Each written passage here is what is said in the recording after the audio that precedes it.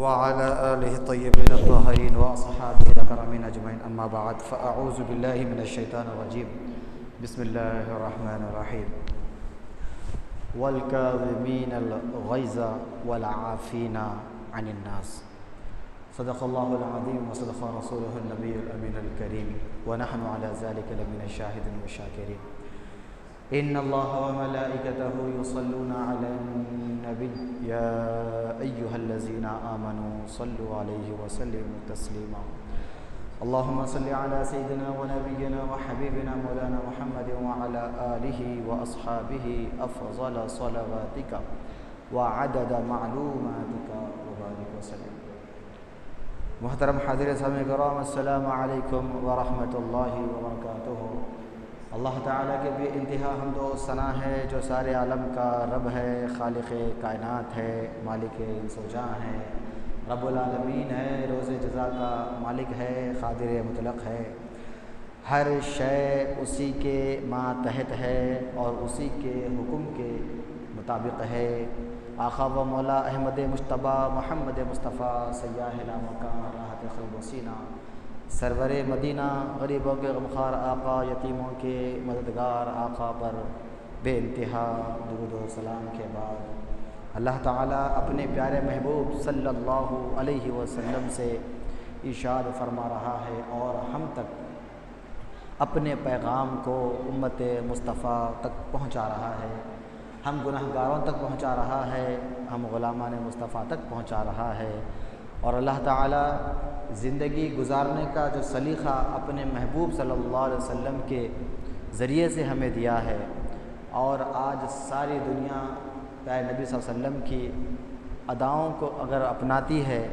تو وہ ضرور بضرور کامیاب ہوتی ہے. کامیابی اور کہیں نہیں ہے، کامیابی سیرت مصطفیٰ میں ہے، کامیابی اسوہ حسنہ میں ہے، کامیابی ادائے مصطفیٰ میں ہے، ترقی ادائے مصطفیٰ میں ہے. دنیا کی ہر وہ کوشش اور کامیابی جہاں بھی اگر کامیاب ہونا ہے تو وہ ادائے مصطفیٰ ہی ہے. ایک واحد ذریعہ ہے جس کو اللہ نے کہا انک لعلی خلق عظیم، میرے محبوب صلی اللہ علیہ وسلم آپ خلق عظیم پر فائز ہیں. تو خلق عظیم وہ اخلاق ہے تو جہاں پر بڑی سے بڑی آزمائش آ جائے یا بڑی سے بڑی کوئی توہین ہو جائے یا بڑی سے بڑی تمہاری تعظیم کے خلاف یعنی تمہاری جو ہے کراہت والے تم کو ناپسند کیا جائے، اس کے بعد بھی ہم اللہ کی رضا کے لیے اگر ہم اپنی انانیت کو فنا کر دیتے ہیں تو پھر وہاں پر اللہ تعالی ہمیں بقا عطا فرماتا ہے، کامیابی عطا فرماتا ہے. اور اللہ تعالیٰ اپنے پیارے محبوب صلی اللہ علیہ وسلم کے زندگی کے ذریعے سے ساری انسانیت کو بہترین زندگی گزارنے کا طریقہ سلیقہ بتایا. اور آقا ساری زندگی میرے آقا یہ پیغام دیتے رہے، انسانیت کا پیغام. مکہ مکرمہ وہاں پر کتنا جو ہے بت پرستی ہوا کرتی تھی، ہر گناہ ہوا کرتے تھے، گناہ کو گناہ نہیں سمجھا جاتا تھا، ظلم کو ظلم نہیں سمجھا جاتا تھا، قتل و غارت گیری پر کوئی ہمدردی نہیں تھی. ایک ان کا قتل و غارت گیری کرنا ان کی عادت بن چکی تھی. ایسے ماحول میں میرے آقا صلی اللہ علیہ وسلم نے انسانیت کا پیغام عام کیا اور سب کے درمیان میں آپ نے سب کو انسان بن کے انسانیت پیدا کر کے رہنا سکھایا. آقا مولا نے انسانیت کا درد پیدا کیا. اس کے بعد جب ہر وہ مصیبتیں آفتیں آتی رہی تو آپ نے کبھی اپنی ذات کے لیے سامنے والے کا دل نہیں دکھایا، برداشت کرتے رہے، صبر کرتے رہے اور اپنے اخلاق کا مظاہرہ کرتے رہے. اور بات جب غصے کی اس وقت آتی ہے جو انسانی فطرت ہے کہ اگر کوئی شخص اگر ہمیں برا کہتا ہے، بھلا کہتا ہے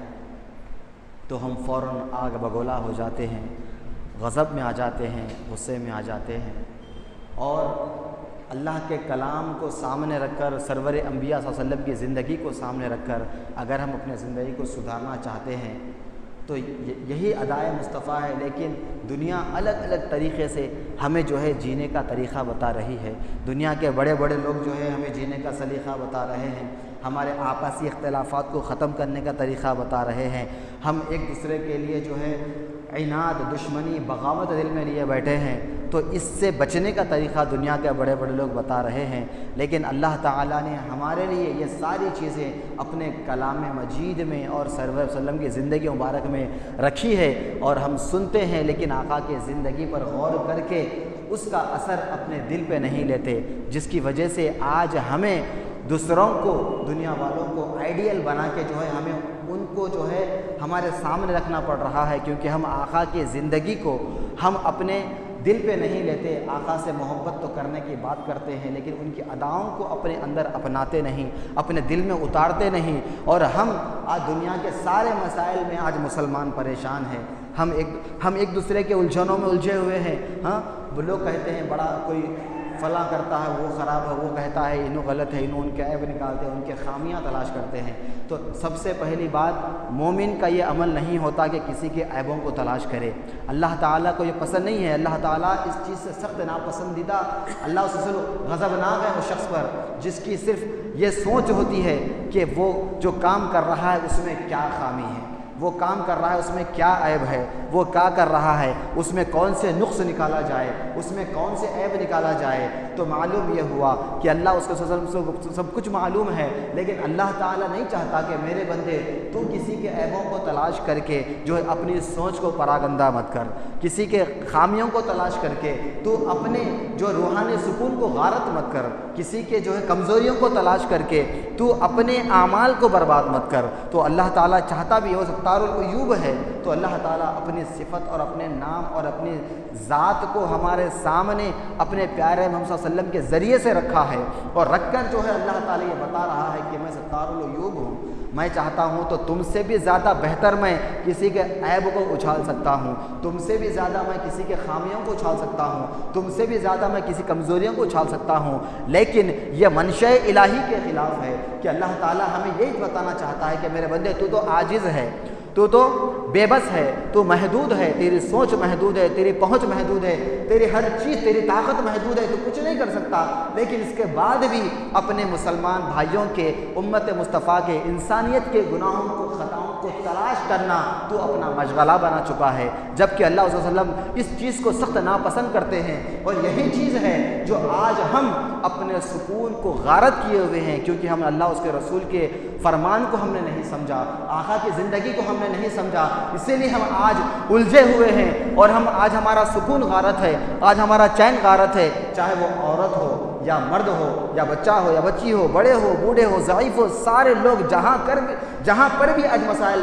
سے ہم دوچار ہیں، یہ سارا مسئلہ ہمارے اندر ہے، ہم اس کے خطا کار ہیں، ہم اس کے گناہ ہیں، لیکن ہم اپنے آپ کو کہہ سکتے ہیں یہ حق اللہ نے ہمیں دیا ہے، اور اللہ نے ہمیں سکھایا ہے کہ میرے بندے جب ہم عبادت کرتے ہیں تو ہم جہاں دعا مانگتے ہیں تو کہتے ہیں کہ مولا میں ظالم ہوں، میں اپنے آپ پہ ظلم کیا، ہم کیا نہیں کہتے، ہم عبادت میں کہتے ہیں۔ چھوٹی سی مثال جو بچہ جانتا ہے، ہر نماز میں جو ہے ہم دعا کرتے ہیں، بڑے سے بڑے شخصیت علامہ کی دعا کرتے ہیں، چھوٹا سے چھوٹا بچہ دعا کرتا ہے اللہم انی ظلمت نفسی۔ اس کا مطلب کیا ہے؟ آپ خود کہہ رہے ہیں کہ مولا میں ظالم ہوں، میں اپنے آپ پر ظلم کیا ہوں، میرے مولا وہ ظالم نہیں ہے۔ کبھی ہم نے ایسا کوئی دعا پڑھی کہ جس میں ہم کہیں کہ مولا وہ ظالم ہے، لہذا میں تجھے اس سے بچنے کی دعا مانگتا ہوں؟ ایسی کوئی دعا نہیں ہے۔ لہذا اللہ چاہتا یہی ہے میرے بندے، خامی کمزوری تیرے اندر ہے،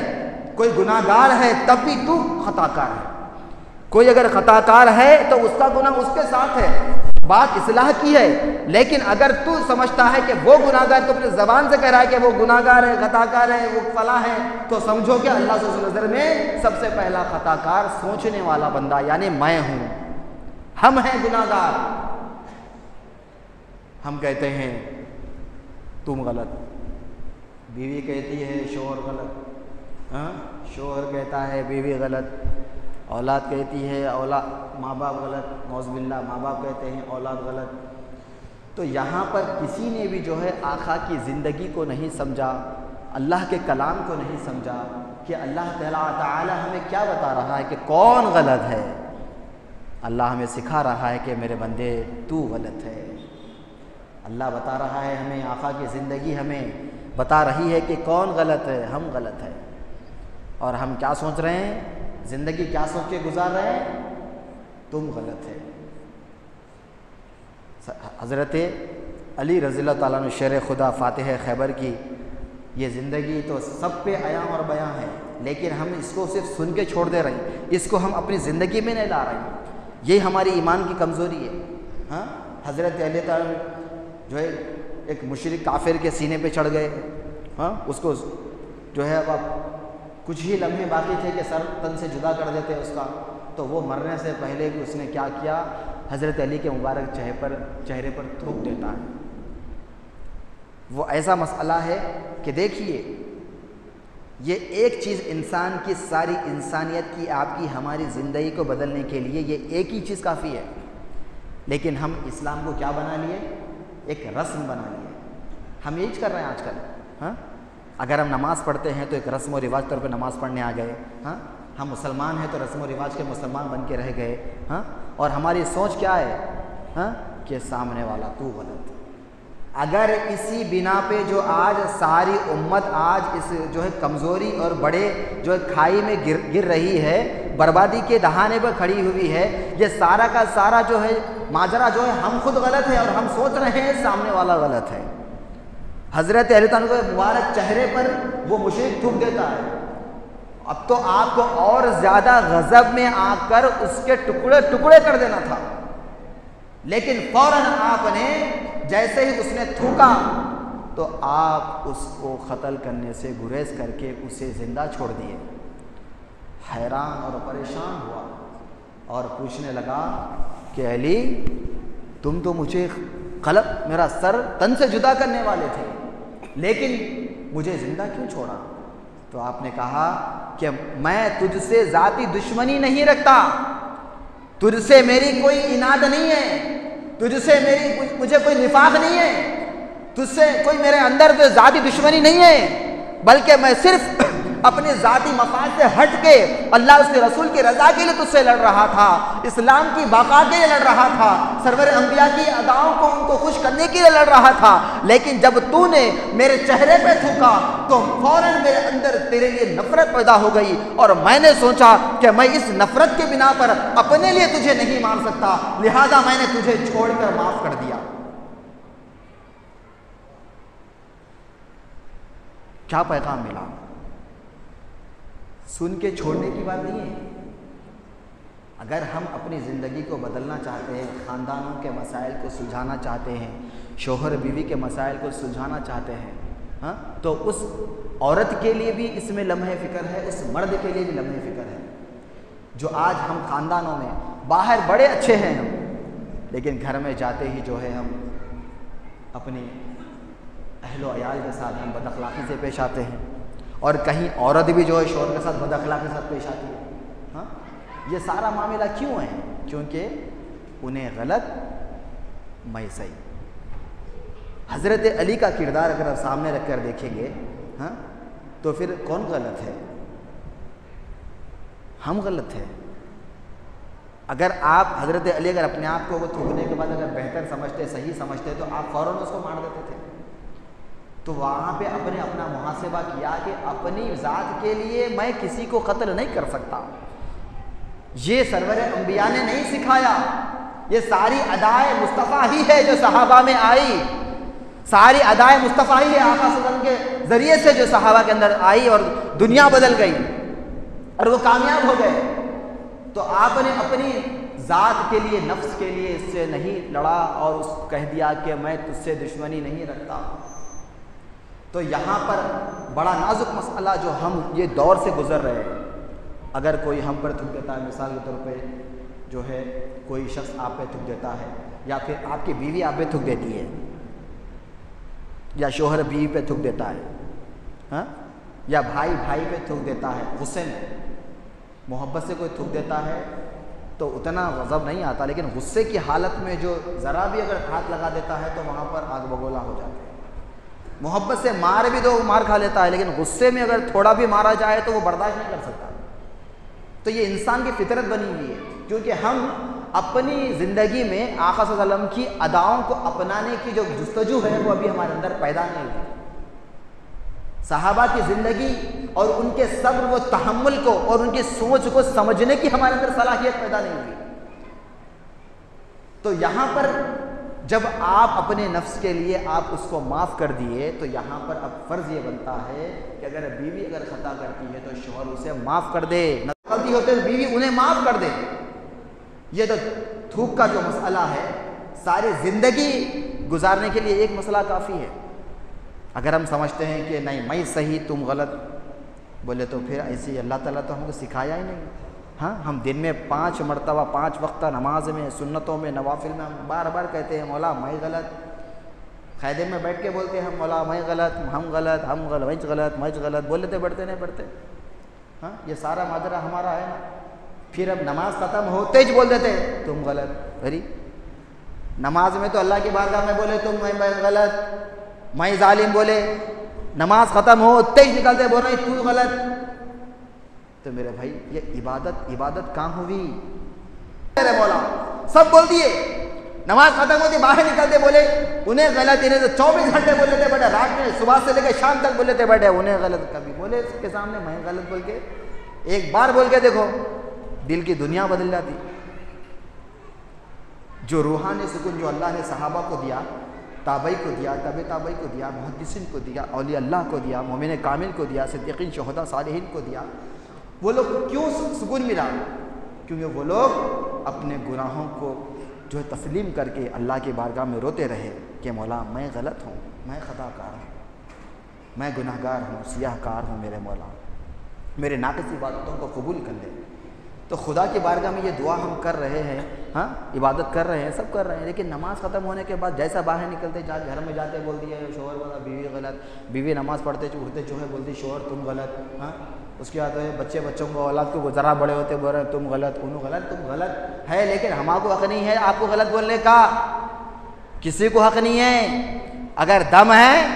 اصلاح کرنا ہے اخلاق سے، اگر غلط بولے تو میرے آقا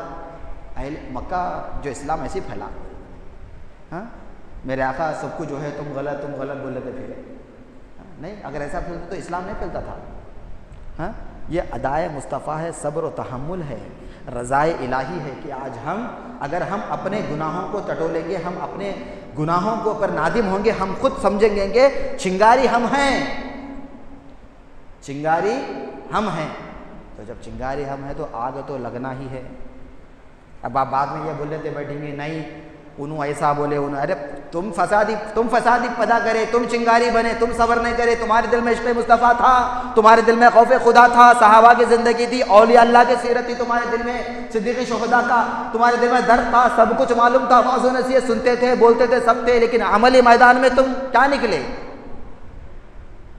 عملی میدان میں کیا نکلے ہم؟ آج جو خاندان گھر مسلمان جو ٹوٹا ہوا ہے،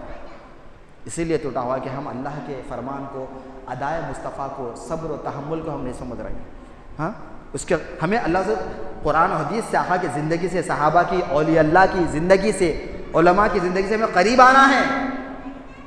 لیکن ہم صرف نماز کو آ گئے اس کے بعد چلے گئے۔ تو اللہ کے کچھ بندے ہیں جو 5 وقتہ نماز پڑھتے ہیں، اللہ کے بارگاہ میں آتے ہیں آج انصاری کے ساتھ، بعض آتے ہیں تاخیر سے آتے ہیں، بعض آتے ہیں بغیر سے آتے ہیں، بعض تو جمعے کو جمعہ آتے ہیں، بعض تو ایسے ہیں کہ جو صرف سال میں 1 مرتبہ عید الفطر، عید الاضحیٰ پڑھتے ہیں۔ تو اس سے اسلام کہاں باقی رہے گا؟ ہم مسلمان ہیں تو ایسے مسلمان کو اللہ کو ضرورت نہیں ہے، اللہ تعالیٰ بے نیاز ہے، اللہ محتاج نہیں ہے ہمارا۔ اگر ساری انسانیت بھی نماز نہ پڑھے تب بھی اللہ کو کچھ ہونے والا نہیں ہے، لیکن جو کامیابی، جو سرخروئی، جو اعلیٰ مراتب جو آج سے پہلے مسلمانوں کو ملے ہیں، وہ آج کے مسلمانوں سے محروم ہیں۔ کیوں؟ کیونکہ ہمارے اندر ہم اپنے حقیقت کو بلا دیے، ہم اپنے آپ کو پہچان رہے ہیں، ہم اپنے آپ کو بے بس لاچار سمجھ رہے ہیں۔ علم کے میدان میں بہت پیچھے ہیں ہمارے مسلمان۔ علم بولے تو پھر ہم قرآن حدیث کو چھوڑ دے کے پورا علم بول دیتے، شریعت کے علم کو، اللہ اور رسول کی رضا کو تھامتے ہوئے، 5 وقتہ نماز پڑھتے ہوئے علم ترقی، علم حاصل کرنا ہے، دنیا کا علم حاصل کرنا ہے، آخرت کا بھی حاصل کرنا ہے،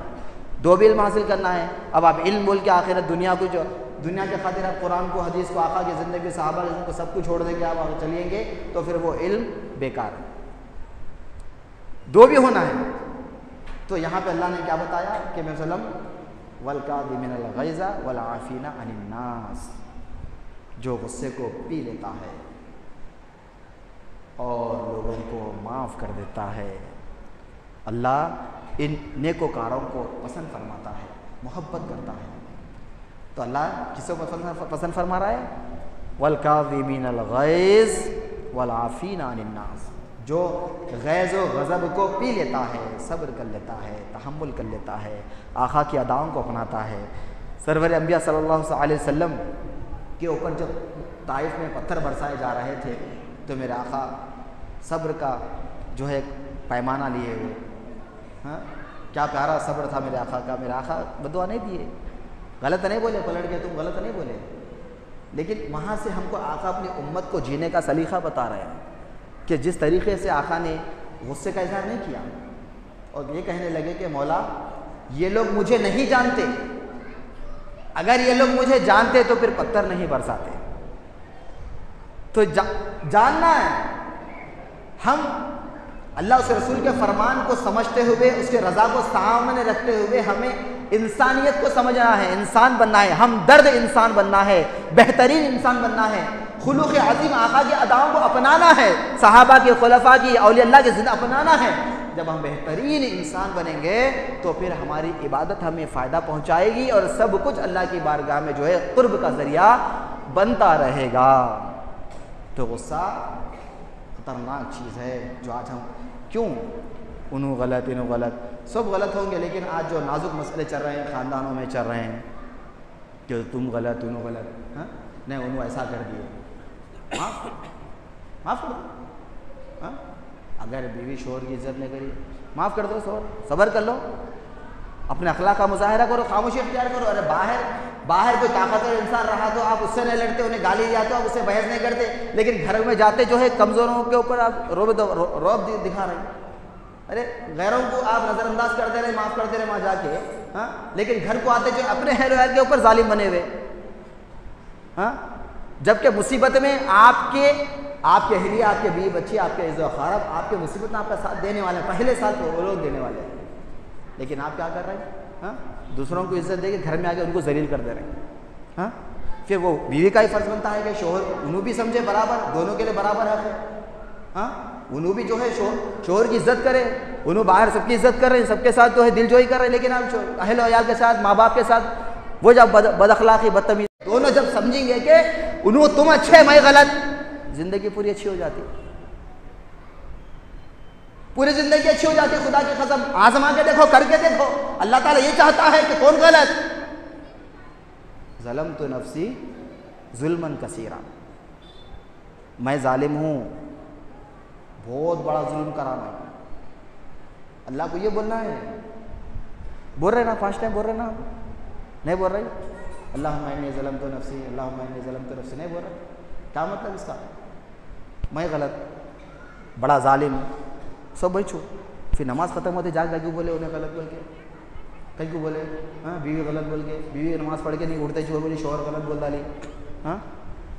کیا ہے؟ انہوں بول رہے ہیں ان کے ماں باپ غلط، انہوں بول رہے ہیں ان کے ماں باپ غلط، ہاں کیا ہے یہ؟ افسوس شرم کی بات ہے۔ مسلمانوں کو جو ہے غیروں کے پاس لے کے جا کے جو ہے پھر صلح کرانا پڑتا، حالات پورے خراب ہونے کے بعد جب جو ہے علماء یاد آتے، جب جو ہے محدثین یاد آتے، جب جو ہے اللہ والے یاد آتے، ہاں اس سے پہلے یاد نہیں آتے، کوئی بھی یاد نہیں آتے، جب حالات پورے خراب ہو جاتے جب آتے علماء کے پاس، آخری فائنل میں آتے، جب کچھ بھی نہیں کر سکتے۔ لہذا پہلے سے ہی علماء سے ربط و ضبط رکھنا چاہیے، علماء سے پہلے سے ہی تعلق رکھنا چاہیے، تو یہ سارے مسائل نہیں ہوتے۔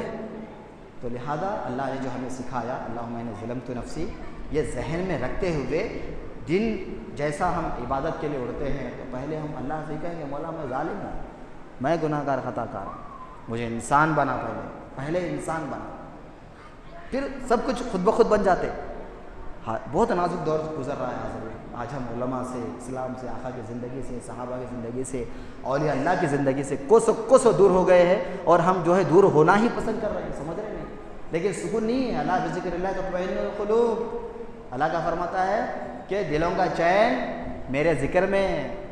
سکون راحت کا ہے اللہ کے ذکر میں ہے، آقا کی اداؤں میں ہے، صحابہ کی سیرت میں ہے، اولیاء اللہ کی سیرت میں ہے، صدیقین کی اداؤں میں ہے۔ وہاں سکون ہے، اور ہم کامیابی کے نام پہ کاگی سکون ڈھونڈ لیتے پھر رہے. کوئی بھی سکون میں جہاں تم سکون ڈھونڈنے جا رہی وہاں کچھ لوگ سکون میں نہیں ہے، پھر تمہیں کہاں سے سکون ملتا؟ کہیں بھی نہیں ہے سکون. لہذا اللہ سے دعا ہے کہ میرے مولا ہمیں جو ہے اپنے عیبوں کو تلاش کرنے کی توفیق نصیب فرما. میرے مولا عاجز ان کے ساری پیدا فرما، آقا سے محبت کرنے والا بنا. وما علینا الا البلاغ، سن عطا فرما.